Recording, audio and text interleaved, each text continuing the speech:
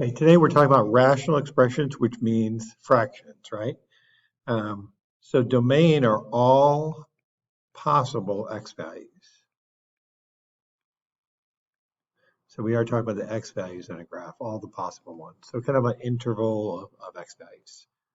So like in this problem, if you see this denominator, I'm hoping that you see like x could really be anything, except there's one value that would be a problem, right? So in other words, the domain on this problem is all reals. X can be anything, except there's one value for x that would not work. If x was 5, and the way I got that is I took the denominator and I set it equal to 0. So you add 5 and you get x equals 5. So x actually can't be 5 because if x was 5, 5 minus 5 is 0. You can't divide by 0, it's undefined. So it's pretty quick. You could look at the denominators of a problem and figure it out. So if you had something like 1 over x plus 3 times x minus 2, what's the domain of that guy?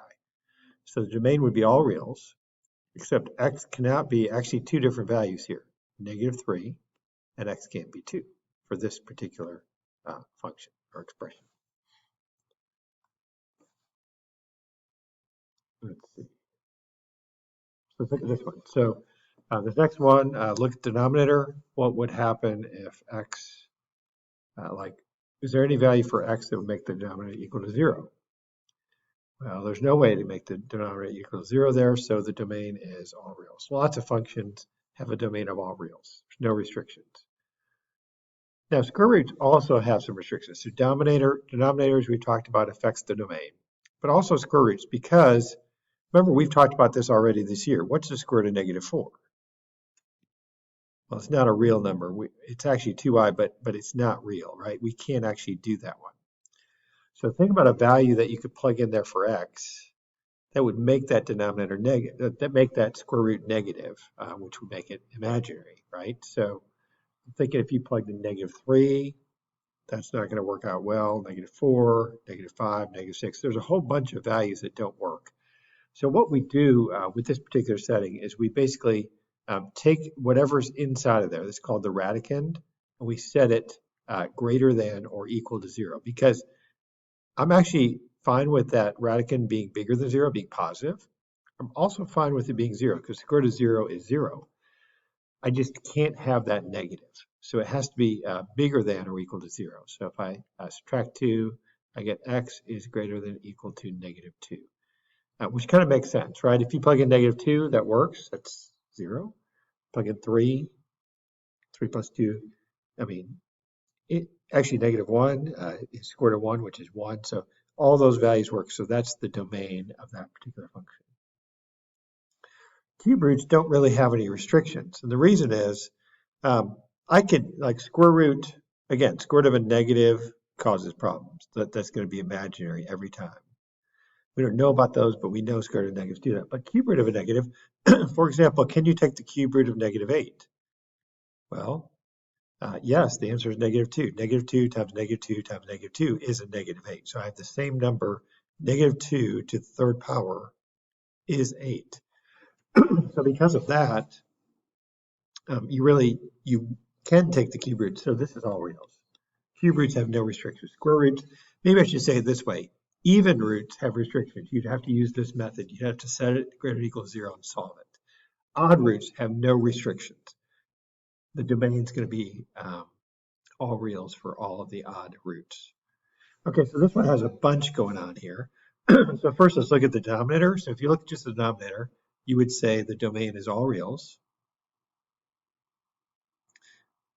except x cannot be 3. And for the next one, you'd say for this one, you'd say, well, take the radicand and set it greater than or equal to 0.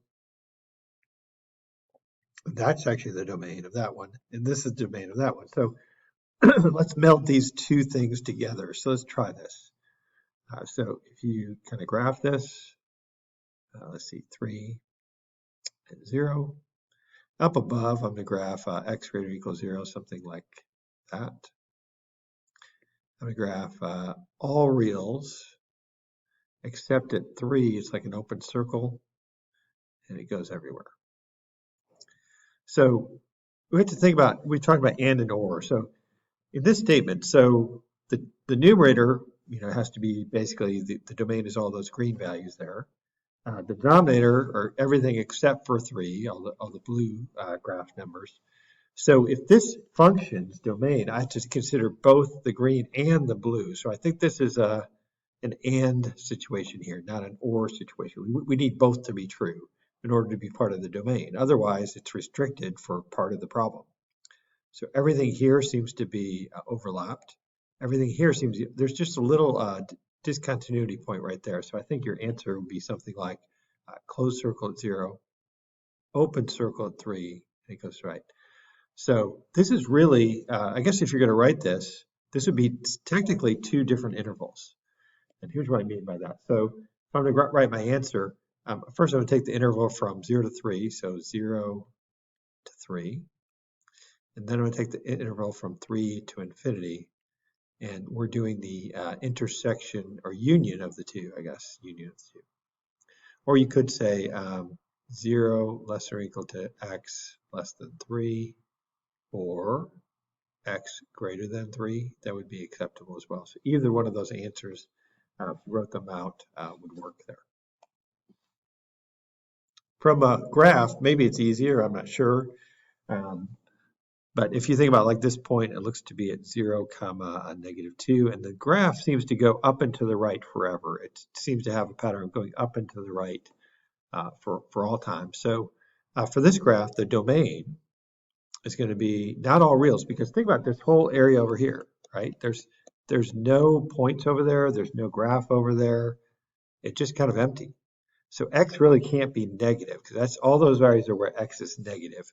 X could be 0 or above. So I would say the domain is going to be x greater than or equal to 0.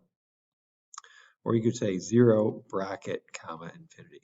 That would be acceptable as well. So factoring and then cancel. So the concept, before we get to actual problem, this is the concept, which is, if you have multiplication there, if that's multiplied, it'd be a times c and b times c, the c's just cancel out nicely and you just get a over b. I know you know that property. So here, there's really 2 steps to this. First thing is factor. Factoring shouldn't be too bad here, at least it doesn't look like on this one. So the numerator would be, I guess, x plus 3, x plus 1. Looks like that works. And denominator difference of squares, hopefully you see it, so it'd be x plus 1 times x minus 1. And those are time sign technically in between those 2 factors there. So you can only, so first you have to factor. So we took out, we factored both things. And then the fun part, right? What's the best part is canceling. It's pretty fun. This is just a limited amount of fun because you only get to cancel one of them. But they are being multiplied, so I can cancel those out. So I do have the answer of x plus 3 over x minus 1.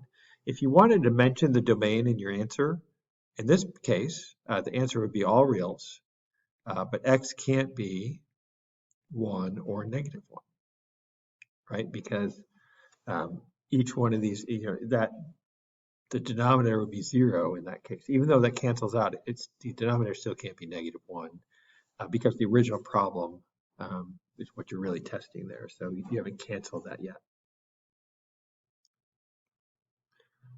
Okay, let's look at this one. So this looks like fun, right? This actually is kind of fun. So you're going to factor and then cancel here. So this would be x minus 4 times x plus 4, difference of squares. That's not too bad.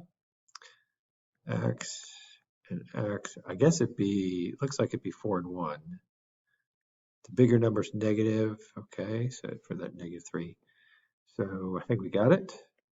Looks like those cancel, and so you're left with, I guess, x plus 4 over x plus 1. And again, if you put the restrictions on that, all reals, the domain, but x cannot be 4 or -1. I know you know this property, when you have 2 fractions and you're multiplying, you're allowed to, because multiplication, combine those into 1 fraction. So that's the concept we're using here. So the method's pretty much the same. So and the cadence is, factor first and then, if possible, cancel. So everything is being multiplied. So if you factor that first one, it looks like it's going to be, I guess, x and x, maybe 3 and 1, and the bigger number is positive. So I think that's it. I don't think 3x plus 2 really factors there, so I'm going to leave that. And the first parentheses over there would be factors, it looks like, I'm guessing. So maybe 4 and 4, both positive, and then x minus 1.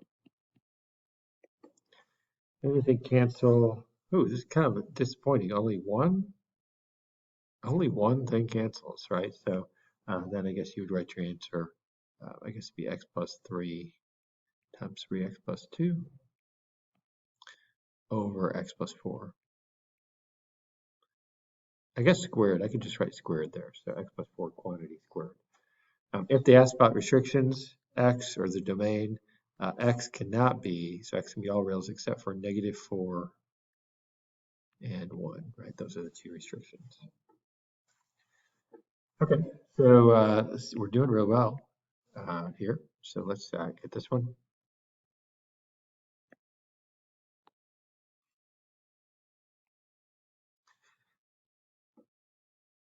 Okay, so on this one, when you divide, I think we have actually talked about this one, right? When you divide by a fraction, you multiply by its reciprocal right there. So you'd multiply by d over c.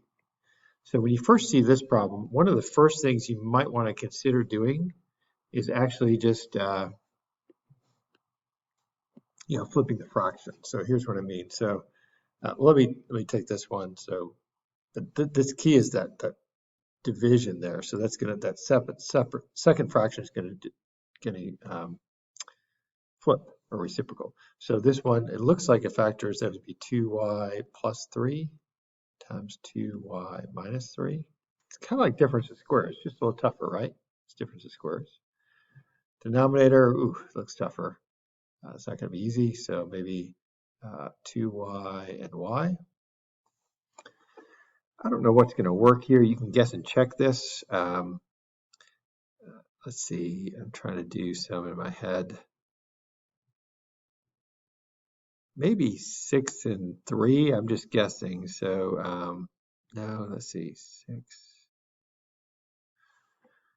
3, 9, and 2, 18 and 1. So I'm not sure. Okay, let's try this. 3 and 6. So let's see, the bigger number is positive. So if that's it, I guess this one would be positive. This one's negative.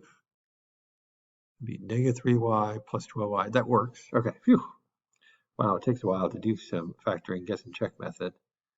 Okay, so this one's going to flip, right? That's the big key here. So I'm going to put, let me put this bottom one up on top. That's easy, somewhat easy to factor here. So y. I guess it'd be 6 and 1. The bigger number is positive. There you go. And then you're going to factor the denominator.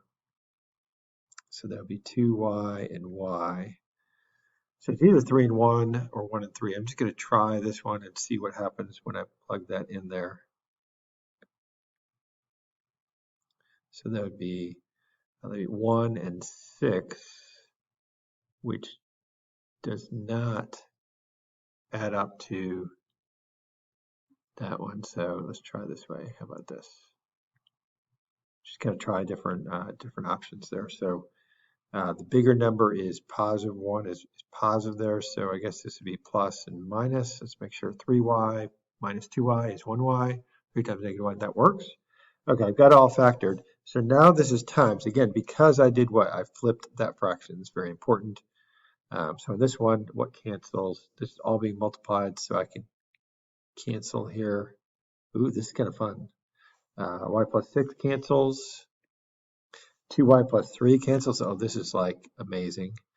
2y minus 3 cancels. Oh my goodness, everything cancels. When you cancel, you leave behind a 1. So essentially the answer for this one is 1. So it actually does kind of work out there.